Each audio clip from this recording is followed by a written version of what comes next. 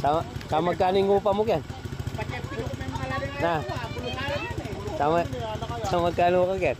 Yang kalubid ah. Yan o. And doon galing eh, doon sa kabila. Yan o. Ganito proseso natin. Pakita mo yung isda. Yan, tatag nyo muna po. Yan. Ganda ng isda natin, oh. Pop. Yan na yung ano natin, proseso.